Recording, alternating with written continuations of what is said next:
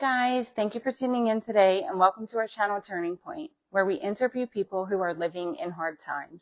Today is really special to me because we have a dear friend of mine who we are going to interview, and she's going to share her life with you. This is someone who was and is still an amazing hairstylist, an amazing friend, amazing mother, just an all-around amazing human being. But what she's going to show us today is that hard times do not discriminate. So I hope you get excited, and I hope you get a lot out of this message. Here comes Lindsey.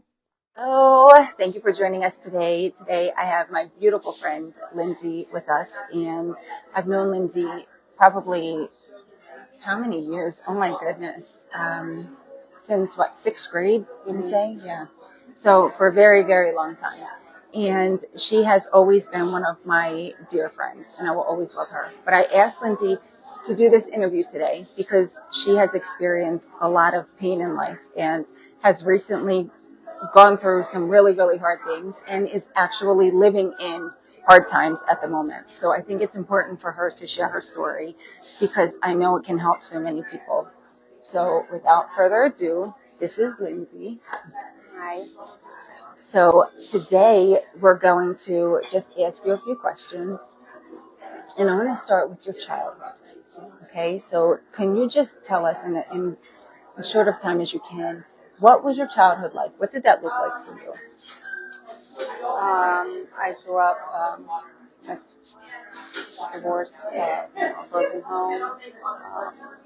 I have two brothers, half brothers, but we don't really look at it like that. So was your home normal, so to speak, or did you see dysfunction, chaos? Yes. Yes.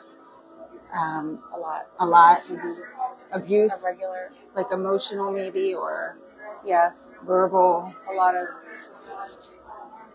Yeah, more so from my mom, or just back and forth between my parents. Okay. And what were your mom like? What was her relationship like? Did she choose healthy people? Like, did your mom have healthy relationships with men? No. No. When you grew up seeing that, and as you became a woman, do you think that had an impact on the men that you chose to be in a relationship with? I'm sure. Yeah. Okay. And I ask that because I believe that that's true, right? We do what we see, and we kind of repeat cycles, so to speak, if we're not aware of it. So in some of those relationships, I know you have a few children. When you had your daughter, I want to go back to that. I couldn't even imagine what that was like. But when you were pregnant with your daughter, what happened? I was pregnant, and the very beginning, her father passed away. Yeah. How old were you then? I was 21. 21. Mm-hmm. And I couldn't even imagine that. And then having to raise her on your own, which I know is really hard. So I wanted to touch on that because it just piles on from there, right? Mm-hmm. So then you have your daughter, and at that time, you actually worked at the salon, right? And I saw her every day then. So I was a big part of her life at that time. And then you got into another relationship a few years after she was here. Yeah. With someone. And then what did that relationship look like? Not good. Verbal abuse on a regular basis. And you had a child with that person. Yeah. Right? Mm-hmm. And then you were with him for how long? About 11 and a half years total. 11 and a half years. So to leave somebody after 11 and a half years, there has to be a big reason, right? You don't just decide one day I'm leaving because everything is great, right? Right. So when you decided to end that relationship and to leave that situation, what led up to that?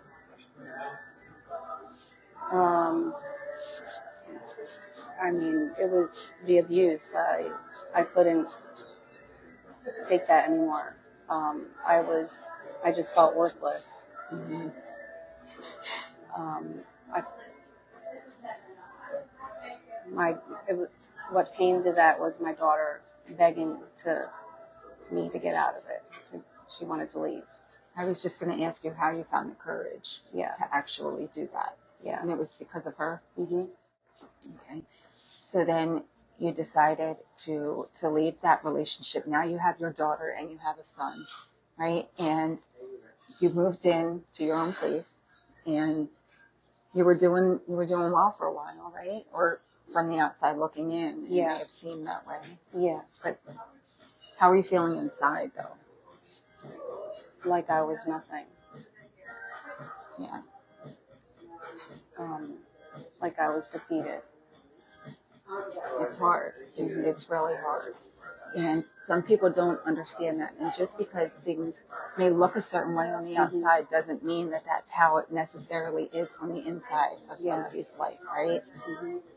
Because on the outside looking in, it looked like, you were doing great, which I'm sure there are times in everybody's life where it may look that way. But the feelings that we can feel internally can just be so overbearing. Mm-hmm. So as you were going through that, then you ended up in a relationship with another person. Mm-hmm. Can you tell us a little bit about that and why you started that relationship, and just share your heart with us on that? I think I was in a vulnerable state when that started. I had, recently left a one abusive relationship, and went right into another, and that was same for abusive, but also physical, just a lot worse. Was it worse? It was worse than the first one that you left, right? Much worse. Yeah, it was everything imaginable abusive, and just horrible, and that was 2.5 years that you were in that situation. Of a nightmare.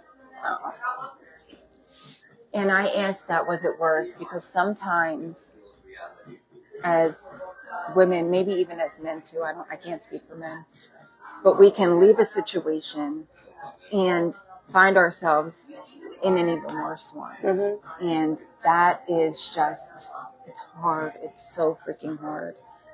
And that's exactly what you went through. Yeah. First, let's touch on the fact that not only did you get into another relationship with him, but you ended up having another child with him. Right? So add that on top of all of the other stuff, right? And imagine the feelings that come along with that. Yeah. So then when that relationship came to a head and was over, what did that look like? I was made out to look like everything's my fault. Mm-hmm. Like I should have known better.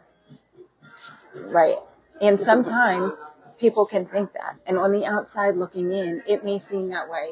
People may say, oh, well, you should have known better. You shouldn't have done that. Mm-hmm. But when you're in those situations and sitting in those feelings of worthlessness, of, just like yearning to be loved and accepted and just wanted in some way, shape, or form, it's not fair to be judged, because it's like kicking someone while they're down, which is why I do these interviews, because I don't think it's fair. And I think that when we take ourselves out of situations and can look at it from a whole and realize that the reason people make bad decisions is because they're hurting, right? Is because that there's something inside that they're trying to either, numb or run from, or whatever the case may be. But we don't make bad decisions because we want to.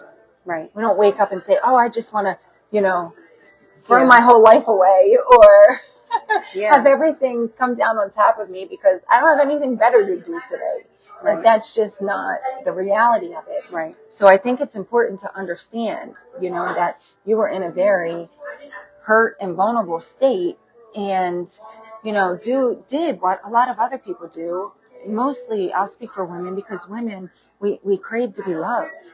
We want to be accepted. We want to be cared for. It's our default. It's our human instinct, right? We're nurturers. We're lovers. We crave that. And when we don't get that from childhood, we can spend our whole life searching for it, and searching for it in wrong relationships, and relationships that, or in people that maybe aren't healthy themselves, or maybe have some healing to do, right? But it just causes a ripple effect, and hurt people.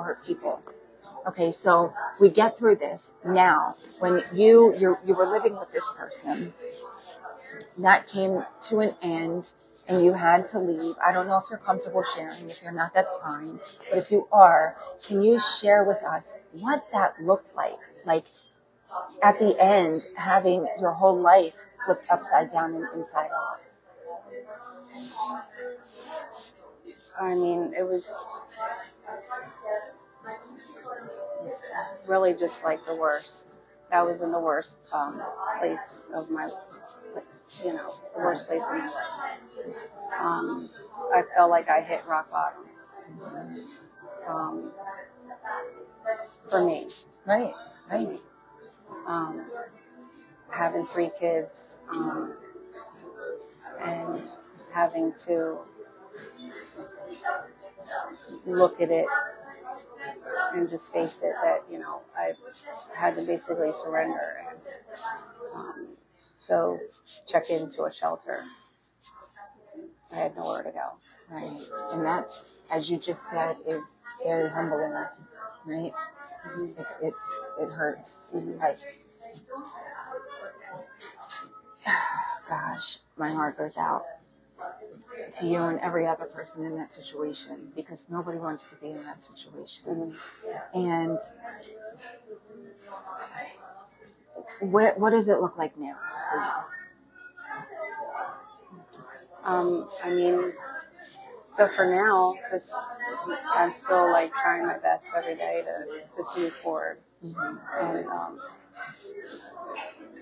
my kids, try to do the best that I can for them. I haven't ever stopped. Right.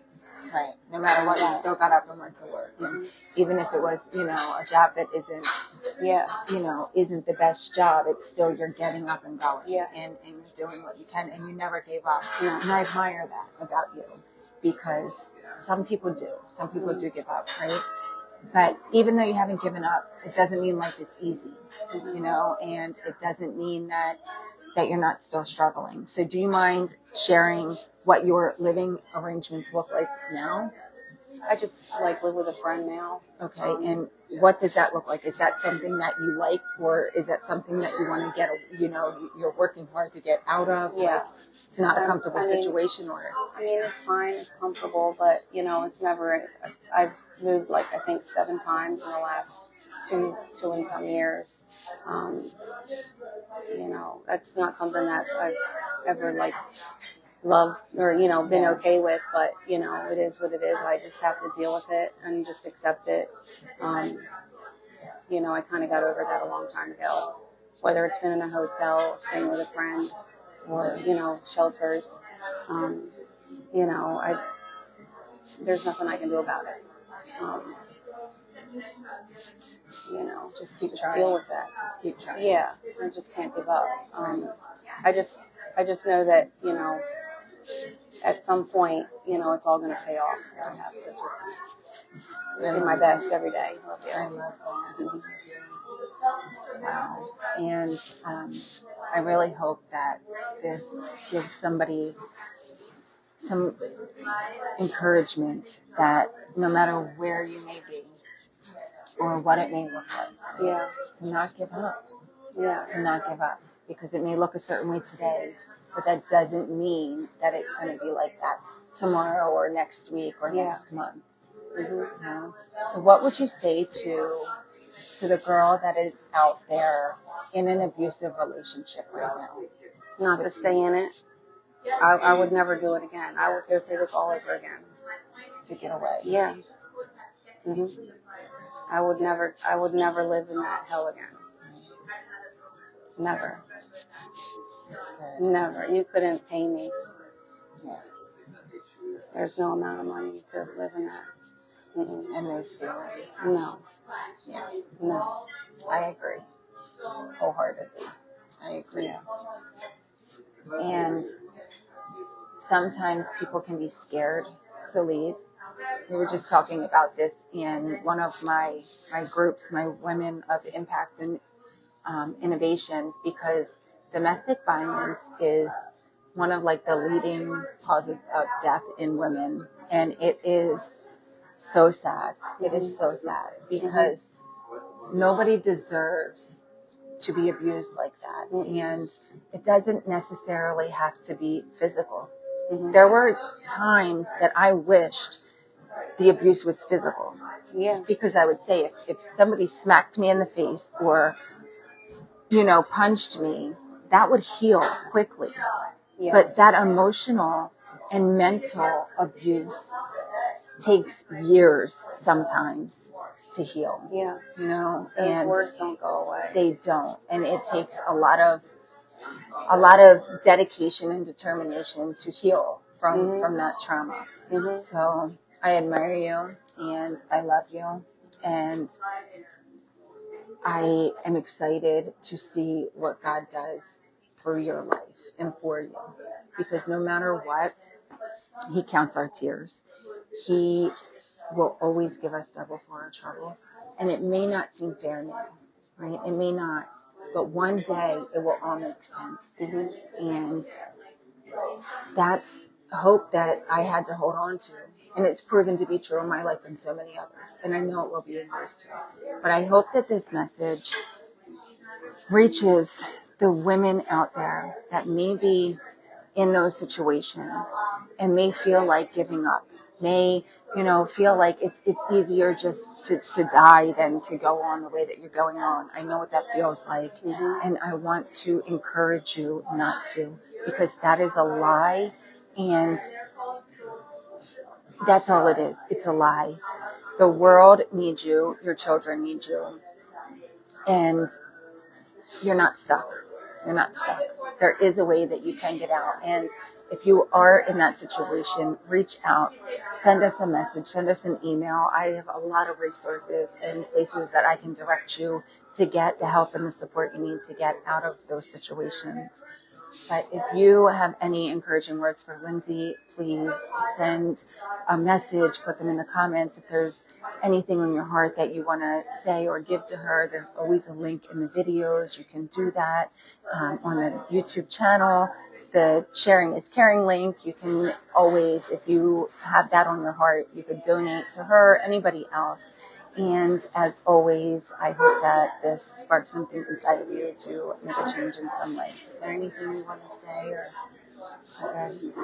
just don't stay in it. Just don't stay in it. Don't stay in it. No matter how hard it is, right? That's right. I know a lot of people personally that to this day they still are in it, and I'll never stop encouraging them. Yeah.